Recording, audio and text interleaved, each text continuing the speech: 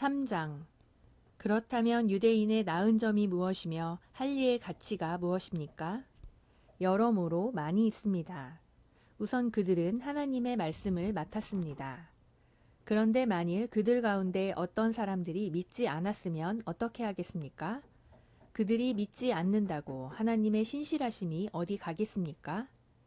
그렇지 않습니다. 세상 사람이 다 거짓되어도 하나님은 진실하십니다.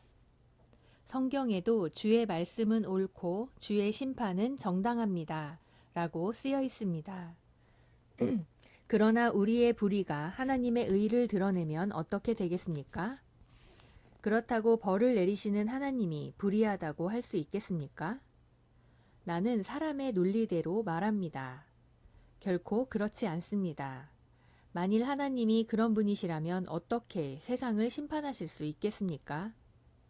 또 어떤 사람들은 나의 거짓말로 하나님의 진리가 더욱 드러나서 그분께 영광이 되었다면 왜 내가 죄인 취급을 받아야 하느냐라고 주장하고 있습니다. 그리고 어떤 사람들은 우리가 선을 이루기 위하여 악을 행하자라고 했다면서 우리를 헐뜯고 다니는데 그들은 당연히 죄인 취급을 받아야 합니다. 그러면 우리가 이방인보다 낫단 말입니까? 전혀 그렇지 않습니다. 우리가 이미 선언한 것처럼 유대인이나 이방인이나 다 같은 죄인입니다. 그것은 이렇게 기록된 성경 말씀과 같습니다. 의로운 사람은 없으니 하나도 없으며 깨닫는 사람도 없고 하나님을 찾는 사람도 없다. 모두 진리에서 떠나 쓸모없게 되었고 선을 행하는 사람이 없으니 하나도 없다. 그들의 목구멍은 열린 무덤 같으며 그들의 혀로는 남을 속인다. 그들의 입술에는 독사의 독이 있고 그들의 입에는 저주와 독설이 가득하다. 그들은 살해하는 것을 주저하지 않으니 그들이 가는 곳마다 파멸과 불행이 뒤따르고 그들은 참된 평안이 무엇인지 모른다. 그들의 눈 앞에는 하나님을 두려워함이 없다. 우리가 아는 대로 율법은 율법 아래에 있는 사람들에게만 적용됩니다. 그래서 아무도 변명하지 못하고 모든 사람이 다 하나님 앞에 죄인으로 서게 하려는 것입니다.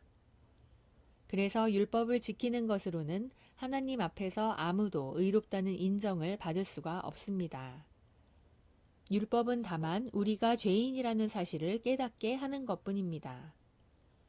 그러나 지금은 율법과 관계없이 하나님에게 의롭다는 인정을 받을 수 있는 길이 열렸습니다. 그것은 율법과 예언자들에 의해서 증거된 것입니다. 예수 그리스도를 믿는 사람이면 누구나 차별 없이 하나님에게 의롭다는 인정을 받습니다. 모든 사람이 죄를 지어 하나님의 영광스러운 표준에 미치지 못하였으나 예수 그리스도께서 마련하신 구원의 길을 통해 하나님의 은혜로 값없이 의롭다는 인정을 받게 되었습니다. 하나님께서는 그리스도 예수님의 피를 죄에서 구원하는 제물로 삼으시고 누구든지 그분을 믿으면 하나님과 화목하게 하셨습니다. 그것은 하나님께서 지금까지 참으심으로 그냥 지나쳐왔던 과거의 모든 죄를 오늘날 그리스도로 말미암아 해결하심으로 자기의 의로우심을 나타내셔서 자기도 의로우시며 예수님을 믿는 사람도 의롭다고 인정하기 위해서입니다. 그러므로 우리에게는 자랑할 것이 아무것도 없습니다. 하나님에게 의롭다는 인정을 받는 것이 율법이나 행위로 되는 일입니까?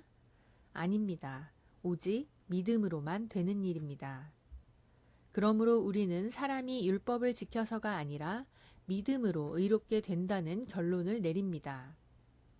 하나님은 유대인의 하나님만 되십니까? 아닙니다. 이방인의 하나님도 되십니다. 오직 한 분뿐이신 하나님께서는 할례를 받은 사람이나 받지 않은 사람이나 다 같이 믿음으로만 의롭다는 인정을 해주십니다. 그러면 우리가 믿음으로 구원을 받으니 율법은 더 이상 필요 없단 말입니까? 절대로 그렇지 않습니다. 오히려 우리는 율법을 더욱 떠받들게 되는 것입니다. 4장. 그러면 우리 조상 아브라함에 대해서는 어떤 결론을 내릴 수 있습니까? 만일 아브라함이 행위로 의롭다는 인정을 받았다면 자랑할 것이 있었을 것입니다. 그러나 사실 그에게는 하나님 앞에서 자랑할 것이 아무것도 없었습니다. 성경에는 아브라함이 하나님을 믿었으므로 하나님은 이 믿음으로 말미암아 그를 의롭게 여기셨다라고 기록되어 있습니다. 일에서 받는 삭은 정당한 대가이지 선물로 거저받는 것이 아닙니다. 그러나 아무 공로가 없어도 경건치 않은 사람을 의롭다고 하시는 하나님을 믿는 사람에게는 그의 믿음이 의로운 것으로 인정을 받습니다. 이처럼 공로가 없어도 하나님이 의롭다고 인정해 주시는 사람의 행복에 대해서 다윗은 이렇게 말하고 있습니다. 잘못을 용서받고 하나님이 죄를 덮어주신 사람은 행복하다. 주께서 그 죄를 인정하지 않는 사람도 행복하다. 그렇다면 이런 행복은 할례를 받은 사람만이 누릴 수 있는 것입니까? 아니면 할례를 받지 못한 사람도 누릴 수 있는 것입니까? 우리는 아브라함이 믿음으로 의롭다는 인정을 받았다고 말했습니다. 그러면 언제 아브라함의 믿음이 인정을 받았습니까? 할례를 받은 후입니까? 받기 전입니까? 그것은 할례를 받은 후가 아니라 받기 전이었습니다. 아브라함은 할례를 받기 전에 이미 믿음으로 의롭다는 인정을 받은 표로서 후에 할례를 받았습니다. 그래서 아브라함은 할례를 받지 않고도 하나님을 믿어 의롭다는 인정을 받은 모든 사람들의 조상이 되었습니다. 그는 또 할례를 받은 사람들의 조상이기도 합니다. 다시 말해서 그는 할례를 받은 사람들뿐만 아니라 우리 조상 아브라함이 할례를 받기 전에 가졌던 믿음을 쫓아 사는 사람들의 조상도 되는 것입니다. 하나님께서 아브라함과 그 후손에게 온 세상을 주겠다고 약속하신 것은 아브라함이 율법을 지켜서가 아니라 그가 믿고 의롭다는 인정을 받았기 때문입니다. 만일 세상을 얻을 사람들이 율법을 지키는 사람들이라면 믿음은 아무것도 아니며 하나님의 약속도 무가치합니다. 율법은 아무리 잘 지키려고 해도 어기기 마련이며 그 결과로 하나님의 노여움만 사게 됩니다. 그렇기 때문에 율법이 없으면 자연히 어기는 일도 없게 되는 것입니다.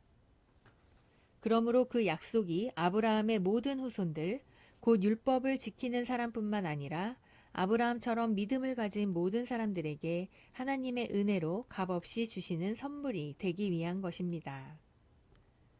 아브라함은 우리 모든 사람들의 조상입니다. 이것은 성경에 내가 너를 많은 민족의 조상으로 세웠다 라고 기록된 말씀과 같습니다. 그는 하나님 앞에서 우리 조상이 된 것입니다.